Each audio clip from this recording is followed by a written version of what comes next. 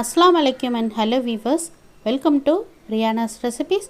இன்றைக்கி நம்ம சேனலில் ஒரு சூப்பரான பாய் வீட்டு முறையில் நெய்ச்சோறு எப்படி செய்கிறங்கிறத பார்க்க போகிறோம்.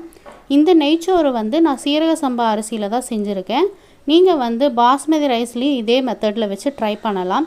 இப்போ தான் நம்மளோட சேனலை ஃபர்ஸ்ட் டைம் பார்க்குறீங்கன்னா மறக்காமல் சேனலுக்கு சப்ஸ்கிரைப் பண்ணிவிட்டு பக்கத்தில் உள்ள பெல் ஐக்கானையும் கிளிக் பண்ணிவிட்டு பாருங்கள். வாங்க இப்போ வீடியோக்குள்ளே போகலாம்.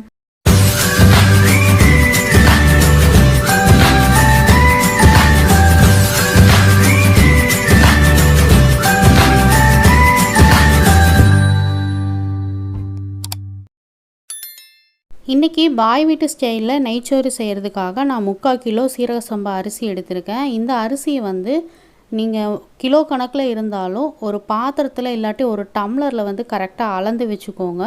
ஏன்னா நம்ம சாப்பாடு செய்யும்போது தண்ணி இதை பேஸ் பண்ணி தான் நம்ம ஊற்ற போகிறோம். அரிசி ஒரு அரை மணி நேரத்துக்கு ஊற வச்சுக்கலாம். இப்போ இது நல்லா ஊறட்டும். இப்போ தேவையான பொருட்கள் என்னென்ன அப்படிங்கிறத பார்க்கலாம். இப்போது பட்டை நான் 3 துண்டு எடுத்திருக்கேன், ஒரு ஸ்டார் எடுத்திருக்கேன், ஒரு 5 ஏலக்காய் எடுத்திருக்கேன், கிராம்பு ஒரு 4-5 எடுத்திருக்கேன். பச்சை மிளகா காரத்துக்கு தேவையான அளவுக்கு எடுத்துக்கோங்க. நான் 4 பச்சை மிளகாய் எடுத்திருக்கேன். பூண்டு ஒரு 20 பல் பூண்டை நல்லா உரலில் வச்சு இடித்து எடுத்திருக்கேன். கிராம் கணக்கில் வேணும்னா உங்களுக்கு 30 கிராம் பூண்டு எடுத்துக்கோங்க. அப்புறம் 3 பெரிய சைஸ் பெரிய வெங்காயத்தை இந்த மாதிரி ஸ்லைஸாக கட் பண்ணி வச்சுக்கோங்க. அப்புறம் ஒரு கைப்பிடி அளவுக்கு மல்லித்தலையும் புதினா தலையும் எடுத்து வச்சுக்கோங்க. அப்புறம் திராட்சை முந்திரி நான் ஒரு 2மே சேர்த்து ஒரு 50 கிராம் அளவுக்கு நான் எடுத்து வச்சுருக்கேன். அப்புறம் தேவையான அளவுக்கு நெய், அப்புறம் தேவையான அளவுக்கு ஆயில், அவ்வளோதான். இப்போ எப்படி செய்கிறதுங்கிறத பார்க்கலாம். இப்போது பேன் நல்லா ஹீட் ஆகிட்டுருக்கு. இப்போ நம்ம நெய் சேர்த்துக்கலாம். நான் 3 டீஸ்பூனுக்கு நெய் சேர்த்துக்கிறேன்.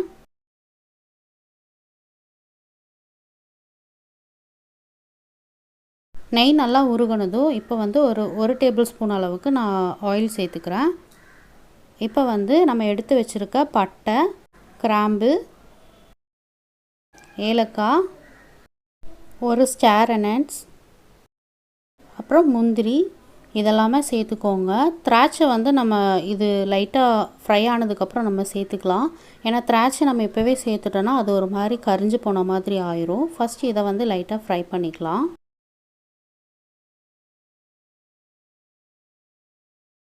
இப்போது இதெல்லாம் ஃப்ரை ஆனதும் இப்போ திராட்சை சேர்த்துக்கலாம். திராட்சை சேர்த்த கையோடவே நம்ம பெரிய வெங்காயத்தையும் சேர்த்துக்கலாம்.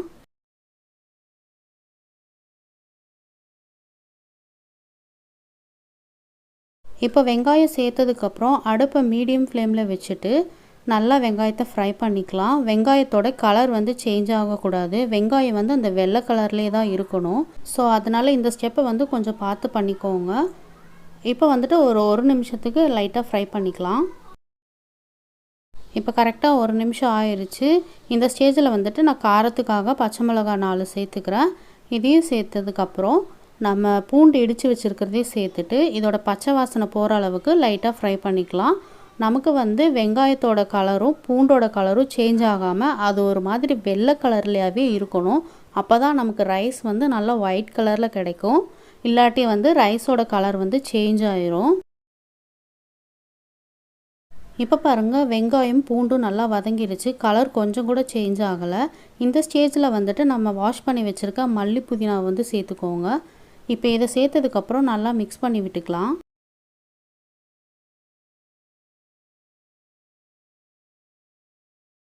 இப்போது மல்லி புதினா நல்லா வதங்கிடுச்சு. இப்போ தேவையான அளவுக்கு நம்ம தண்ணி சேர்த்துக்கலாம்.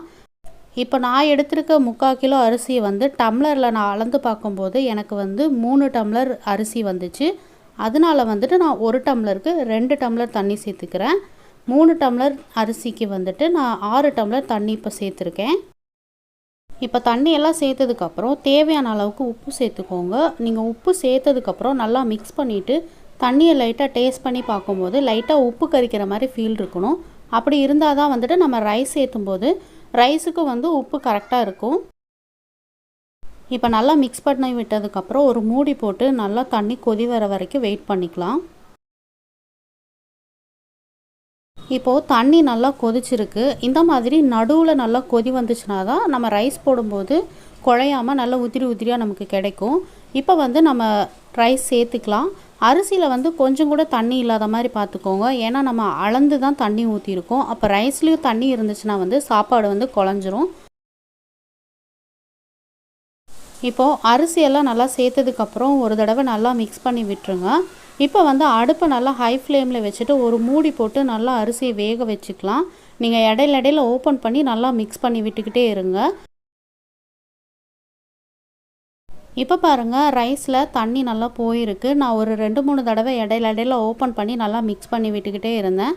இப்போ வந்து அடுப்பை லோ ஃப்ளேமில் வச்சுட்டு ஒரு தடவை நல்லா மிக்ஸ் பண்ணி விட்டுக்கலாம்.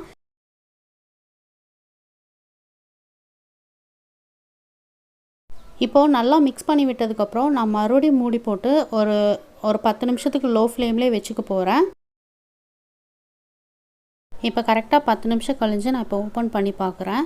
ரைஸ் வந்து ஒரு 90% நல்லா குக் ஆகிருக்கு. இப்போது ஒரு தடவை நல்லா மிக்ஸ் பண்ணி விட்டுருங்க. இந்த டைம் மிக்ஸ் பண்ணும்போது வந்துட்டு கொஞ்சம் பார்த்து மிக்ஸ் பண்ணி விட்டுருங்க. ஏன்னா வந்துட்டு ரைஸ் வந்து பிரேக் ஆகிறதுக்கு சான்ஸ் இருக்குது. இந்த ஸ்டேஜில் வந்துட்டு உங்களுக்கு ரைஸ் வந்து ரொம்ப ட்ரையாக இருக்கிற மாதிரி ஃபீல் பண்ணிங்கன்னா கொஞ்சம் நெய் சேர்த்துட்டு நல்லா மிக்ஸ் பண்ணி விட்டுக்கலாம். எனக்கு வந்து நெய் கரெக்டாக இருக்கிறனால நான் நெய்யெல்லாம் எதுவுமே சேர்க்கலை. இப்போ ரைஸை நல்லா மிக்ஸ் பண்ணி விட்டுட்டு நல்லா ஈவன் பண்ணி விட்டுருங்க. இப்போ அடுப்பை ஆஃப் பண்ணிவிட்டு ஒரு 15 நிமிஷத்துக்கு வந்து அப்படியே ஓப்பன் பண்ணாமல் க்ளோஸ் பண்ணி வச்சுருங்க. 15 நிமிஷத்துக்கு கழித்து வந்துட்டு நீங்கள் சர்வ் பண்ணலாம். இப்போது 15 நிமிஷம் கழித்து நான் நெய்ச்சோறு சர்வ் பண்ணுறேன். பார்க்குறதுக்கே ரொம்ப உதிரியாகவும் ரொம்ப சூப்பராகவும் நல்ல வாசனையோடு இருக்குது. இந்த நெய்ச்சோறுக்கு ஒன் ஆஃப் தி காம்பினேஷன் என்னன்னு பார்த்தீங்கன்னா மட்டன் குருமா, சிக்கன் குருமா ரொம்ப நல்லாயிருக்கும். இல்லாட்டி தால்ச்சா கூட ரொம்ப டேஸ்ட்டாக இருக்கும். கண்டிப்பாக இந்த ரெசிபியை உங்கள் வீட்டில் நீங்கள் ட்ரை பண்ணி பாருங்கள். இது வரைக்கும் சேனலுக்கு சப்ஸ்கிரைப் பண்ணாமல் பார்த்துட்டு இருந்தீங்கன்னா மறக்காமல் சேனலை சப்ஸ்கிரைப் பண்ணி பக்கத்தில் உள்ள பெல் ஐக்கானை கிளிக் பண்ணிவிட்டு பாருங்கள். மீண்டும் இதே மாதிரி ஒரு சூப்பரான ரெசிபியில் உங்களை மீட் பண்ணுறேன். தேங்க்யூ ஸோ மச் ஃபார் வாட்சிங் அண்ட் அஸ்ஸலாமு அலைக்கும்.